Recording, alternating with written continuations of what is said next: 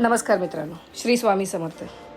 लक्षात आलंच असेल, आज मला अधिकृत हॉलिडे आहे. म्हणजे खरोखर गव्हर्मेंट हॉलिडे असल्यामुळे मला अगदी छान एकदम मस्त स्वामींना सकाळी त्यांच्या तयारीच्या वेळी जाता आलं आणि स्वामींचं रूप मनसोक्त मन भरून बघता आलं.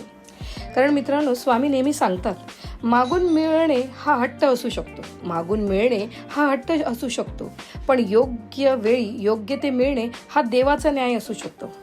जिथे त्याची इच्छा नसेल ना, तर आपल्या पदरात केवळ अपयशच गाठी पडतं. पण देवाने तुमच्यासाठी काहीच ठरवलं नसेल तर कितीही याचना केलात तरी तुमच्या पदरात काही पडणार नाही. पण याचा अर्थ असा नाही की त्याने काहीच दिलं नाही. कदाचित त्याने तुमच्यासाठी त्याहीपेक्षा काहीतरी मोठं राखून ठेवलं असेल. श्री स्वामी समर्थ.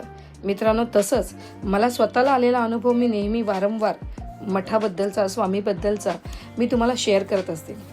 तसंच छान मला आज आनंदाने स्वामींची यथोशांग पूजा पाहता आली डोळ्यांनी. मला स्वतःला अगरबत्ती धूप दाखवता आली. त्याबद्दल मला खूप आनंद झाला. आनंद तसंच समाधानी वाटतं, मन खूप शांत होतं मित्रांनो. आणि हाच खरा आपला अनुभव, अनुभूती आणि स्वामींबद्दलचा आपल्याला आलेला सकारात्मक अनुभव. मित्रांनो, तसंच स्वामीं बऱ्याच ठिकाणी आपण बघतो, सर्वत्र. म्हणजे तुम्ही रस्त्याने जाताना सुद्धा बघितलं ना, तर प्रत्येक गाडीच्या मागे मला स्वामींचं आउटलेट दिसतं आणि मन समाधान होतं. देवा, तुझ्यापाशी मागू तरी काय? स्वामी, तुझ्यापाशी मागू तरी काय? जे आहे ते जपण्या इतकी समज मला दे. हातात काही नसेल तरी चालेल, हातात काही नसेल तरी चालेल, पण मनात मात्र समाधान असू दे. हे स्वामींच्या प्रति माझ्या असलेलं प्रेम आहे. आणि स्वामींनी, मित्रांनो बघा, आज सुट्टी आहे तरी काही जणांना वर्किंग आहे. गव्हर्नमेंट हॉलिडे फक्त थोड्या जणांनाच असतो आणि बहुतेक बरेच जण असे आहेत की जे स्वामींच्या दर्शन घेतल्यावरच ऑफिसला जाणारी माणसं सुद्धा आहेत. तसेच नित्यनियमाने स्वामींची धूप दीप दाखवून आरती, पूजा, पाठ, नामस्मरण करणारे बरेचसे आपले स्वामी भक्त आहेत आणि ते नित्य नियमाने त्यांच्या सगळ्या ड्युटी करत असतात. हाच आहे. पुन्हा काही जण बसून स्वामींच्या मठात स्वामींचं नामस्मरण करतात. हा मनाला देणारा मला एक खूप आनंद आणि आल्हाददायक स्पर्श वाटतो मित्रांनो.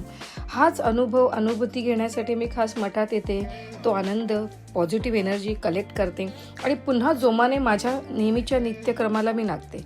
हा माझा स्वामींबद्दलचा असलेला आदर. तुम्ही तुमचा स्वामींबद्दलचा आदर कसा व्यक्त करता हे मला प्लीज कमेंट्समध्ये टाका. आणि तसेच आमच्या ह्या घाटकोपरच्या मठाला तुम्ही कधी आणि कुठे आणि किती वाजता भेट देता, तुम्ही स्वामींना कसं जपता, तुम्ही स्वामींबद्दलचे तुमच्या मनात असलेले प्रेम कसं व्यक्त करता आणि स्वामींची आराधना, स्वामींची आरती हे तुम्ही कसं करता, प्लीज मला कमेंट्समध्ये टाका आणि सांगा. त्यामुळे मला काय होईल, तुमच्यासारख्या स्वामी भक्तांकडून इन्स्पिरेशन घेऊन मीही माझे काही व्हिडिओज छान बनवण्याचा प्रयत्न करेल.